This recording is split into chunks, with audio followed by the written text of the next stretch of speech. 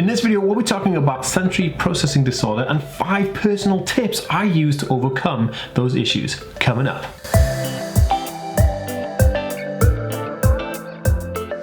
Hey, I'm Dan. I have Asperger's syndrome, ADHD, OCD and dyslexia. I make weekly videos on this type of content, so if you want to learn more, consider subscribing. I'll be showing you 5 effective ways to help overcome the issues, and also I'll be saying right at the end of the video a way that you can collate this into like a daily work chart plan to help you in the week ahead.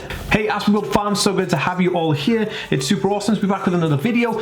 If you want to let me know if you have a sensory processing disorder, slam it in the comments below. I'd love to know who is like seeking what and what kind of stuff you're going through right now. It'd be awesome to have that conversation. Okay, so before we get started, if you want to get me on all the other social media platforms, I upload daily videos to Facebook, so make sure you check me out on Facebook, and I follow everybody back on Twitter and Instagram, so make sure you do that because I need some new followers and I want to follow some more people, so let's do that.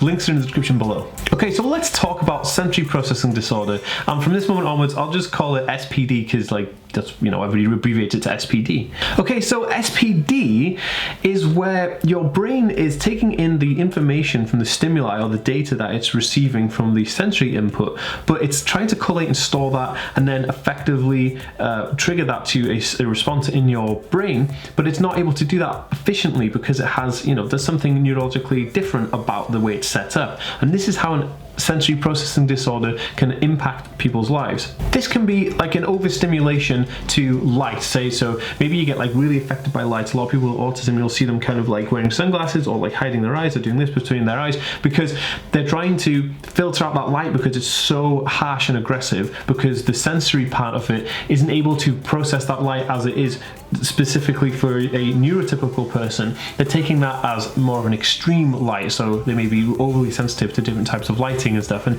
parents out there, you may have noticed that your children are more sensitive to certain types of lights, and this is the reason why.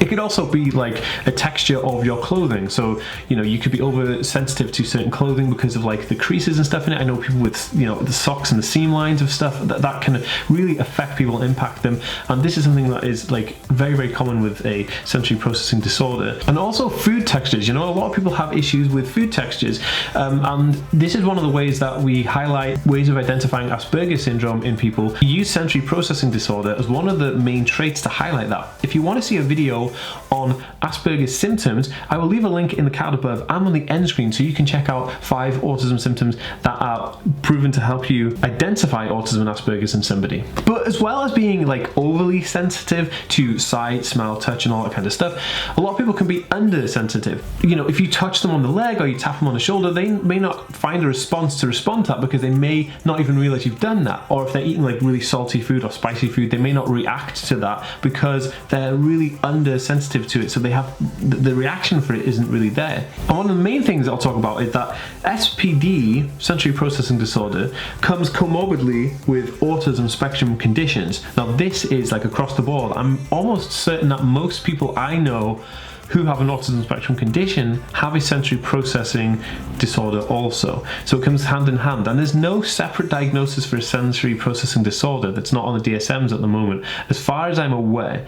So it is involved with mainly spectrum conditions, autism spectrum conditions to be precise. So lots of people with autism and Asperger's syndrome have issues with SPD. So in this video, I'm going to give you 5 hacks and tips that you can use to help with those issues. So I personally suffer with SPD. I mean, up until recently, I had no help or no therapy, and this is the reason I'm doing this video now, is because I've learned some stuff about that. And I have issues with like sensitive touch, like I did in a video last week. I was talking about how when somebody touches me lightly, I get really jumpy and it like really irritates me, and I'm like really super jumpy about it. But if I get like firm touching, then that's okay.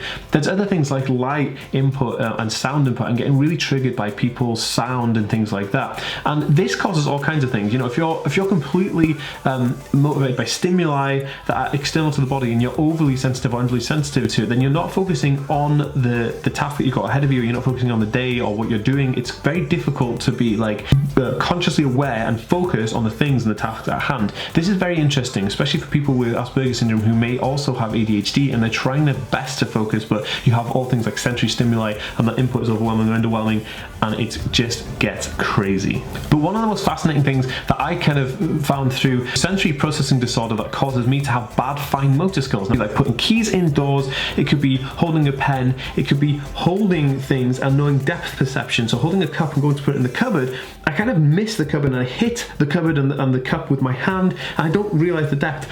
Now this is caused because something related to proprioception, and we'll get into that in a few minutes when we go through this list of 5 hacks. So with proprioception, we have like receptors in our joints and in our muscles and stuff, and our brain's actively engaging with them to tell us where we are in space, so we know where we're positioned, how far away from an object we are, and how far we need to reach to put something down on a table, because that's, you know, that's how it works. But when you're having issues with sensory processing disorder, those are kind of like, they're forgotten about. Your brain stops engaging with those things and starts kind of engaging with the overstimulation from things like lights or sound or touch, and you become overwhelmed with those things, and everything else falls by the wayside, and it causes issues that you didn't even know were related to SPD. So I've been working with an occupational therapist to come up with some stuff and some hacks to help overcome this, and I'm going to share them with you right now. So we're going to jump in right now.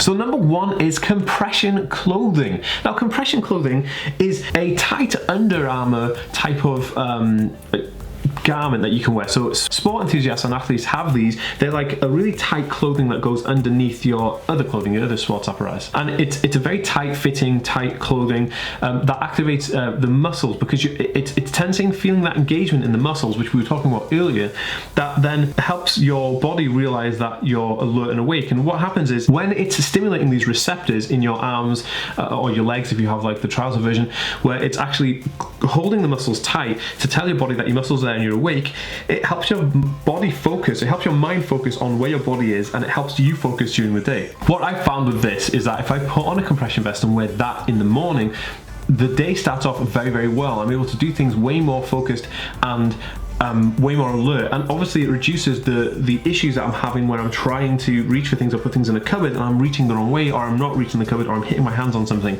It actually definitely does help with those. Now there are several different ones. You can get compression vests that are weighted, or weighted clothing from specialists like SEN specialists and autism specialists.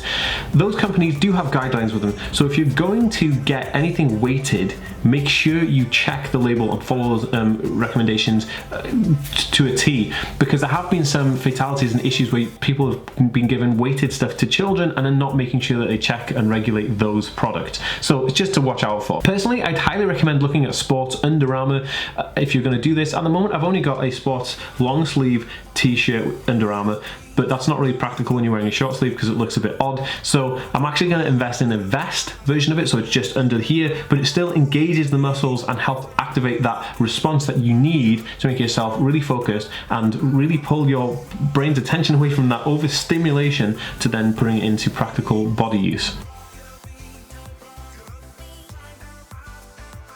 Okay, so number 2 is chewable toys. Now I did a video on Chewy Gem, and they sent me a package in the mail for chewable toys. The link for this company is in the description below if you're interested in buying some of the stuff. And it's basically chewable stuff like bracelets or necklaces or small things that you can hold, like pencil cases and that you can actually chew on. And what this does for me is that when I'm getting overstimulated by lights or sound or textures and stuff, I kind of get really angry, and this pent-up anger kind of comes out in emotional outbursts and other kind of unusual outbursts that you don't really want, because that's not professional when you're in a working environment, it's not great when you're in a personal environment. So having a chewable toy or a chewable item that you can just really squeeze down on and bite on helps you release that issue, and then it also stimulates your brain to realize that, you know, your mouth is engaging with this thing, and again proprioception kicks in and you have some relief from that. So I highly recommend checking out chewable jewelry for autism. Again, the link is in the description below, so you can check that out. Okay, so number 3 is muscle work, and this sounds a bit kind of weird, and I'm not telling everyone you have to go out and be a bodybuilder, but when you are having issues, so basically if you're having SPD issues, right, the best thing to do is to wake those muscles up and get those muscles, the proprioception for the joints and the stimuli going straight away in the morning. So what you want to do, and this is what I do, is I'll use weights to just do a little bit of body weight. Like if you don't have any weights in the house or you don't go to a gym, then you could always do stuff at home like press-ups and sit-ups, as long as you're having tension against those muscles and you're actually using a quite heavy weight, heavy lifting. It could be anything, it could be like moving heavy books, but as long as you engage your muscles in that heavy lifting, they'll start to respond, and the brain receptors will respond to that, and you will have some succession in overcoming certain things. Again, this helps with focus, and it helps with your awareness and your body awareness and spatial awareness of where you are in space, as in where you are in a room, so that you know how much space you need before things kind of you bump into things, or how far away something is. Now, those things are very, very helpful. I found that doing things like wall push-ups or press-ups on the floor definitely help those muscles, and it helps you engage a bit more, and it really does wake you up a bit more. Oh, just to let you know, guys, I actually have a podcast as well, which is available, called We Are Autism. A link will be for this in the description below. Along that, I actually have a secret podcast which is exclusively only available to Patreon members, where I interview medical healthcare professionals about tips and tricks that they can offer to the autism community, and you can do that by signing up to the Patreon down below. A link is in the description below, or here on the screen, that you can go to and check out Patreon. Okay, so number 4, we're talking about exercising and muscle work to get those receptors going so you can feel more alert and more awake, and it will decrease the issues from sensory overload. One of the main ways to do this is walking. Now, if you're not a fan of lifting weights, or you're not a fan of, or you're not able to do wall push-ups or floor push-ups, then I highly recommend taking about 15 to 20 minutes to go for a walk. If you can and you're able to, go for a walk, because what this does, it gets you outside, it gets your heart rate beating, it gets your lungs moving, and it gets your legs and your whole torso moving, which is really, really good, because all of these will stimulate those receptors in the muscles through proprioception to then help you become more focused, and it will reduce all of those issues and those sensory stimuli that are coming in from the sensory overload or underload. Now, hack number 5 is a really interesting one. I said at the start of the video that some people have issues with like textures, and I used to have this, well, I do have this issue where I have green smoothies. I love having smoothies, but sometimes in the morning, green smoothies and other smoothies, the texture can be quite overwhelming and want to make me gag. So to do this, a lot of people who have SPD will use a electric toothbrush, like a vibrating toothbrush, to stimulate the gums around your mouth and to really massage, just like a small light massage around your mouth, and use this electric toothbrush. And what this does is it wakes your mouth up. It helps that proprioception receptor kick in, so when you then take in food, that overstimulation or understimulation to the texture or the taste isn't as effective as it would have been if you didn't, you know, do the massage or use the toothbrush. This is a super, super good hack, and I highly recommend checking that out. Okay, so now you know all of these things. This is my advice. I would make a sensory diet plan, which is basically a week's plan that you say you do 3 things every single day, like 1 in the morning, 1 at lunchtime, and 1 in the evening. It stimulates this proprioception and help you become less affected by the SPD over or understimulation. Now, this can be a thing in the morning where you say, oh, I'm gonna have a shower and sing in the morning, because this would kind of like do some stimulation. I mean, the water hitting your skin will stimulate you. Then at lunchtime, you'll go for a walk around the block or anywhere, you know, just to get that motivation in. And then in the evening, you could do some, you know, press-ups or some gym work, or you could do like yoga or anything that you feel helps stimulate you to help you focus.